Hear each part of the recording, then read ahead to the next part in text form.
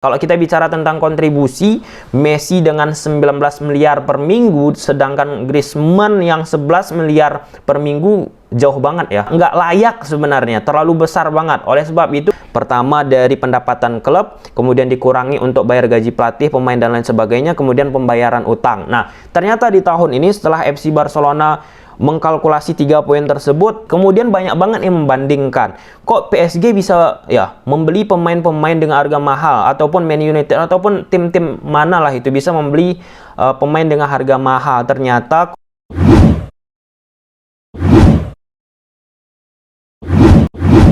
Kaigat ulang coba-coba ya teman-teman. Kali ini kita bakal membahas kondisi terbaru dari FC Barcelona yang kabarnya Barcelona tidak bisa mendaftarkan pemain-pemain terbarunya seperti Depay ataupun Memphis teman-teman. Sebab kalau kita bilang Depay, banyak banget yang komen, nggak boleh bang manggil Depay, Memphis sebaiknya. Oke, Memphis. Kemudian ada Sergio Kun Aguero, kemudian ada Eric Garcia, kemudian ada Emerson Royal, dan lain sebagainya. Kenapa? Karena telah melebihi batas gaji di La Liga. Jadi La Liga ini memiliki peraturan teman-teman. Nanti kita bahas lebih jauh. Meskipun FC Barcelona sudah melakukan transaksi ataupun transfer terhadap kontrak menjual teman-teman, ataupun melakukan peminjaman Todibo, Junior Firpo, ataupun Trincao nantinya ketika diresmikan oleh Wolverhampton. Sampai situ jelas teman-teman. Karena Barcelona perlu mengurangi tagihan upah dari FC Barcelona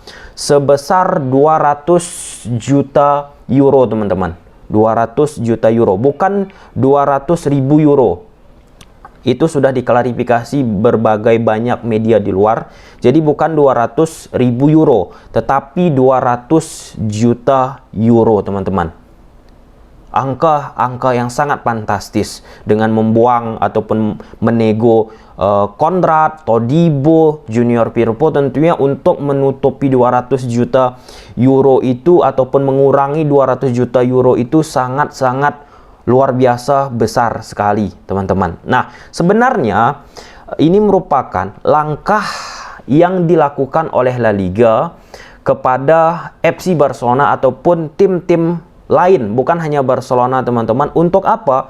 Agar tim-tim yang berada di bawah naungan La Liga tetap konsisten, tetap baik dari sisi keuangan, tidak ada mengalami masalah dari sisi keuangan. Jadi La Liga ini teman-teman membuat peraturan seperti ini, pembatasan limit dari penggajian pemain ataupun klub itu sendiri, tujuan utama agar tim itu tidak bangkrut. Sebab di tahun 2013 ke bawah, di tahun 2014 ke bawah secara khusus teman-teman ya, ada beberapa kondisi yang dialami oleh tim serupa seperti FC Barcelona terkait tentang limitasi teman-teman, penggajian pemain yang udah over dari kondisi keuangan tim itu sendiri. Ada Alicante di tahun 2011, kemudian ada Castellón di tahun 2011, ada Cultural Leonesa di tahun 2011, Universidad Las Palmas 2011, ada LC, kemudian ada UD Salamanca. Nah, beberapa tim tersebut mengalami hal seperti FC Barcelona ini tidak mampu lagi mengontrol keuangannya, sehingga pihak La Liga memberikan hukuman kepada Alicante, Castellón, dan lain sebagainya untuk turun kasta otomatis teman-teman, karena tidak bisa mengontrol mengontrol keuangan yang mereka miliki. Jadi bagaimana La Liga membuat ataupun mengatur limitasi dari klub-klub tersebut, batasan-batasan gaji ya teman-teman ya. Nah, di sini dijelaskan sampai belibet ya teman-teman ya. Nah, peraturan dari La Liga ini berlaku sejak di tahun 2013. Jadi 2013 udah dibuat La Liga teman-teman, adanya limitasi. Bagaimana cara La Liga mengatur limitasi tersebut? Jadi di sini teman-teman ya, pendapatan yang dimiliki klub dikurangi biaya strukturnya dan pembayaran utang yang diharapkan selama musim dingin. Jadi ada 3 poin yang perlu teman-teman camkan. Pendapatan yang didapat oleh klub, misalnya FC Barcelona kurang lebih 800 juta euro. Itu pendapatan bersih, kurang lebih 800 juta euro ataupun 900 juta euro untuk tahun ini teman-teman ya. Ralat kalau salah. Poin pertama itu pendapatan. Kemudian dikurangi biaya struktural. Yang kedua tadi, biaya struktural ini apa? Membiayai gaji pemain, pelatih, staf, dan lain sebagainya. Sampai situ jelas ya? Udah jelas lah, udah detail banget. Kemudian yang ketiga, pembayaran utang. Jadi setelah itu diharapkan ataupun jumlah yang dihasilkan setelah itu teman-teman kan akan dialokasikan ke batas biaya skuad olahraga. Nah, batas ini dapat diperbaharui sepanjang musim dengan kemungkinan perubahan anggaran klub. Jadi kebijakan-kebijakan yang harus memang strategis diambil oleh presiden ataupun terkhususnya FC Barcelona di bawah Joan Laporta untuk memang cermat untuk mengambil langkah-langkah tersebut. Jadi sampai situ udah paham teman-teman ya. Pertama dari pendapatan klub, kemudian dikurangi untuk bayar gaji pelatih, pemain dan lain sebagainya, kemudian pembayaran utang. Nah, ternyata di tahun ini setelah FC Barcelona mengkalkulasi 3 poin tersebut, over 200 juta euro kurang lebih teman-teman ya. Jadi harus ada project dari FC Barcelona untuk mengurangi 200 juta euro teman-teman, bukan 200.000 euro. Itu PR FC Barcelona. Jadi mau nggak mau harus FC Barcelona itu mengurangi beban penggajian pemain, mulai dari bagaimana pemain-pemain bintang Jordi Alba, Griezmann, Messi, Pique dan lain sebagainya, mereka sukarela untuk mengurangi beban gaji mereka. Pengurangan gaji lah, sampai situ jelas ya teman-teman ya. Nah, masalahnya di sini juga FC Barcelona sedang getol-getolnya untuk menandatangani perpanjang kontrak bagi Messi. Nah, ini merupakan 2 poin yang krusial ya teman-teman ya, sebab harus hati-hati Joan Laporta. Di samping Joan Laporta harus menjaga limitasi keuangan La Liga yang telah diatur, di samping itu juga ada proyek dari Joan Laporta untuk mempertahankan Messi. Oleh sebab itu Joan Laporta harus dengan cermat membuang pemain-pemain yang potensial dari sisi biaya uang agar tidak menyentuh ataupun tidak melanggar limitasi dari gaji yang sudah ditetapkan oleh La Liga teman-teman. Nah, di tanggal 30 April semua dari tim-tim La Liga teman-teman harus menyerahkan anggaran mereka kepada pihak La Liga, kemudian divalidasi oleh pihak La Liga teman-teman. Mulai minggu ketiga Mei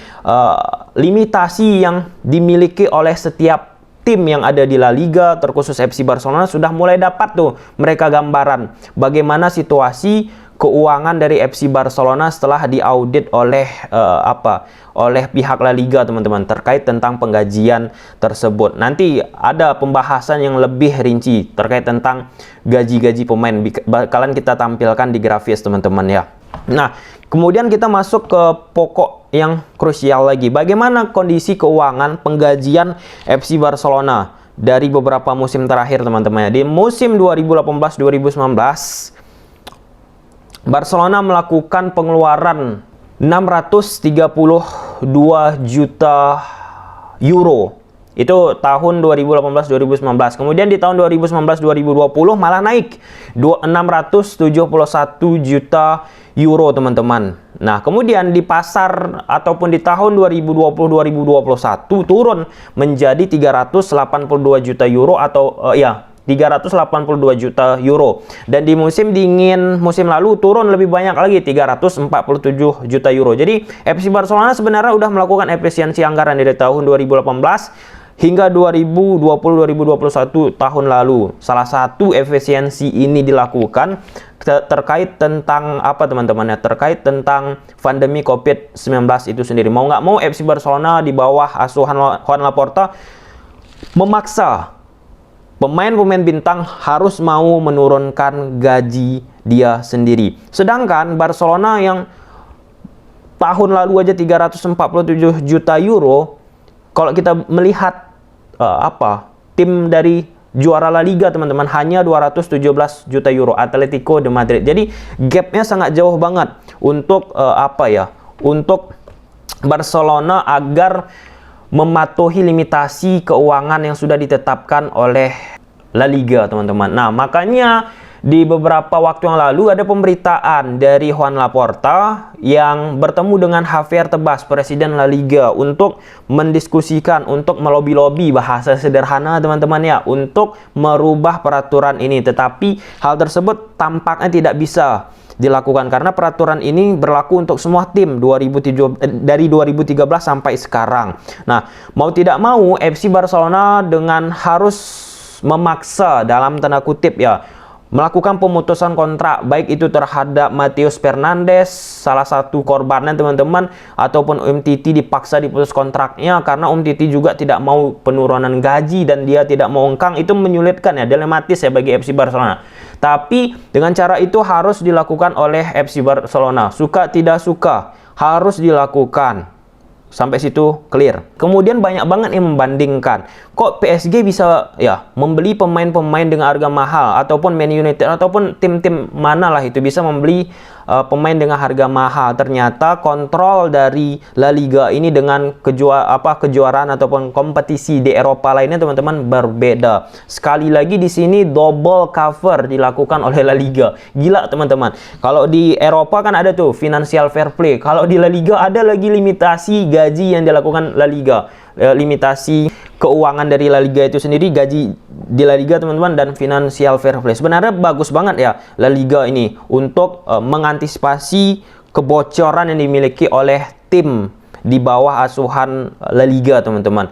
Kemudian kita bicara tentang bagaimana pendapatan yang dimiliki oleh tim-tim di La Liga teman-teman. Nah, di sini pendapatan itu bisa berupa dari hak televisi, anggota ataupun pelanggan yang sudah mendaftar di FC Barcelona seperti Socio dan lain sebagainya. Kontrak sponsor, pendapatan dari kompetisi Liga, Piala Eropa. Tetapi di Liga ataupun kompetisi Eropa, Barcelona tahun ini sedikit mandek. Jadi pendapatan itu menurun, suka tidak suka. Pendapatan operasional, periklanan, penjualan pemain. Untuk penjualan pemain itu belum dilakukan oleh FC Barcelona. Jadi pendapatan itu belum ada.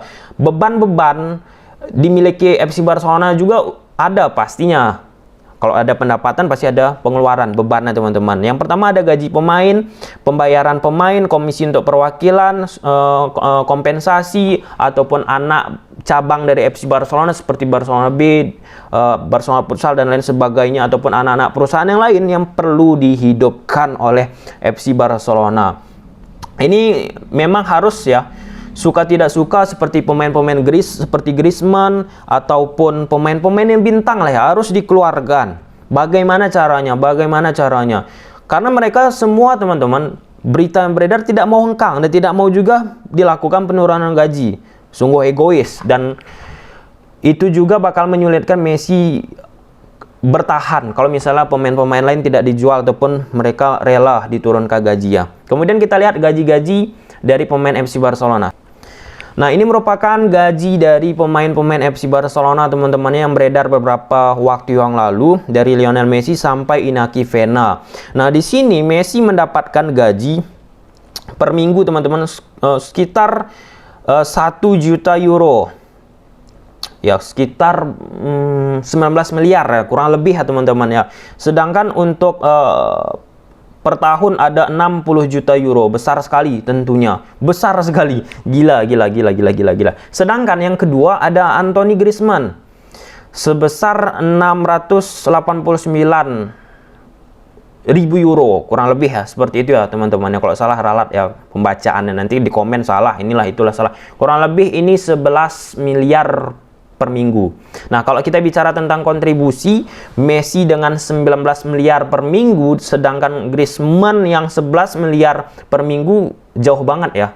Nggak layak sebenarnya, terlalu besar banget. Oleh sebab itu banyak sekali orang yang meminta Griezmann ini agar, ataupun fans-fans Barcelona teman-temannya, menekan lebih rendah lagi gaji kalau misalnya ingin bertahan di FC Barcelona. Apalagi mereka juga Griezmann salah satu yang tersangkut dalam tanda kutip skandal rasisme teman-teman terhadap orang Asia.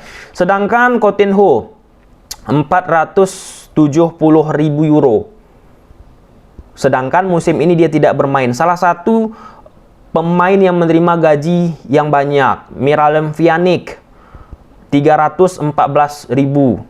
Sergi Busquets 314.000 sama. Jordi Alba salah satu pemain yang diminta untuk ditekan gajinya lebih rendah Umtiti. Nah, dari sini bisa teman-teman lihat bahwa Dembele, Sergio Roberto, banyak sekali pemain-pemain Barcelona yang bergaji tinggi tetapi tidak memberikan kontribusi yang lebih banyak kepada FC Barcelona. Sedangkan Frenkie de Jong yang salah satu pemain yang paling aktif, banyak bermain, hanya 204.000 euro, teman-teman. Kurang lebih seperti itu. Ter Stegen, Pique, Ansu Fati, Lenglet, dan lain sebagainya. Pemain-pemain dengan gaji yang rendah sering dimainkan, tetapi pemain-pemain dengan gaji yang besar, 600.000 euro, 400.000 euro sekitarnya, teman-teman, Pjanic dan lain sebagainya, tidak sering bermain. Ini sungguh disayangkan sekelas FC Barcelona, teman-teman. Dan per tahun Griezmann aja 35 juta euro, gila sih, gila. Ini merupakan komparasi gaji-gaji pemain FC Barcelona dari Lionel Messi sampai Inaki Pena. Oleh sebab itu memang harus dilakukan perubahan ya dari FC Barcelona dari sisi pengurangan gaji pemain kalau misalnya ingin mematuhi kebijakan yang sudah ditetapkan oleh La Liga dari beberapa waktu yang lalu. Nah, kita tinggal menunggu lagi apakah Coutinho ataukah Umtiti ataukah Pjanic bisa engkang. Nah, namun demikian ini juga menjadi dilematis ya bagi FC Barcelona. Sebab teman-teman, ada salah satu hal yang menarik, yaitu misal kita ambil contoh transfer dari Coutinho. Kalaupun Coutinho nantinya hengkang, Barcelona tetap harus membayar biaya sekitar 28 juta euro. Karena ada istilahnya, teman-teman, amortization ya. 28 juta euro kepada Liverpool. Cost untuk Liverpool. Karena kan pembelian dari Coutinho ini kurang lebih jangka waktu 5 tahun dengan pencicilan, teman-teman ya. Kurang lebih seperti itu. Dan itu walaupun Coutinho dipinjam, tetap FC Barcelona membayar 28 juta euro kepada Liverpool. Kalau salah ralat ya, teman-teman. Ini berupa beberapa bacaan aku dari analisis dari luar Indonesia tentunya. Sampai situ jelas, teman-teman ya. Dan itu salah satu hal yang sebenarnya bijak ya dari Barcelona untuk harus memaksa juga Coutinho ini engkang. Di samping memang Barcelona tetap harus membayar amortization kepada Liverpool 28 juta euro. 28 juta euro ditambah dengan gaji yang dia terima di Barcelona tanpa bermain, tentunya semakin memberatkan oleh FC Barcelona. Di samping itu ada kebijakan-kebijakan dari FC Barcelona dengan penukaran Arthur sama Miralem Pjanic. Itu sebenarnya, teman-teman, bicara tentang strategi untuk menurunkan upah minimum gaji tadi, limitasi gaji, teman-teman. Nah, karena Arthur ini gajinya lebih tinggi, ditukarlah dengan Pjanic. Nah, dengan maksud Pjanic ini ke Barca akan mengurangi beban gaji, namun ternyata tidak. Kenapa, teman-teman? Karena Pjanic ini ternyata memiliki amortization juga. Amortization fee, teman-teman ya, istilahnya kepada Juventus kurang lebih 15 juta euro. Jadi pemain-pemain yang dibeli FC Barcelona ini membebani dari sisi keuangan karena masih ada amortization kepada tim-tim sebelum diperkuat Pjanic ataupun Coutinho. Luar biasa, teman-teman. Ini harus menjadi titik perhatian dari FC Barcelona. Dan oleh sebab itu hal ini banyak dikait-kaitkan ya Barcelona dengan AC Milan. Kenapa? Karena AC Milan pada waktu itu terkait tentang ekonomi juga, keuangan juga, menjual beberapa pemain-pemain yang akhirnya membuat AC Milan pada saat itu terpuruk, dalam tanda kutip salah satu penyebabnya. Dan dibicarakan juga apakah Barcelona mungkin seperti AC Milan. Nah, kurang lebih seperti itu ya. Cukup jelas ya, cukup panjang, teman-teman, pembicaraan kita kali ini. Dan tampaknya kalau misalnya bicara tentang Barcelona apakah bisa seperti AC Milan, Barcelona ini agak sedikit berbeda dari sistem tata kelola ya. Dari situ aja udah bisa kita lihat tata kelola udah beda. Sosio FC Barcelona bisa membantu, dan masih banyak aset-aset bergerak dan aset-aset tidak bergerak yang dimiliki oleh FC Barcelona. Dan yang paling penting, teman-teman, krusial sebenarnya dari sisi posisi Lionel Messi. Apakah posisi Messi itu suara apa? Apakah posisi Messi, teman-teman, bisa bertahan di FC Barcelona dengan kondisi keuangan FC Barcelona sekarang ini? Karena, teman-teman, kalau misalnya Messi tidak mau menurunkan pemain gajinya, harus setidaknya pemain-pemain lain rela untuk diturunkan gaji ataupun mereka pergilah sana. Nah, tapi kalau misalnya Messi tidak mau menurunkan gajinya, Griezmann dan lain-lain tidak pergi, dan kondisi tetap seperti ini, bakalan sulit Messi memperpanjang kontraknya. Oke lah teman-teman, sampai sini videonya. Kalau suka teman-teman video ini udah tahu apa harus kalian lakukan. See you di next video. Bye.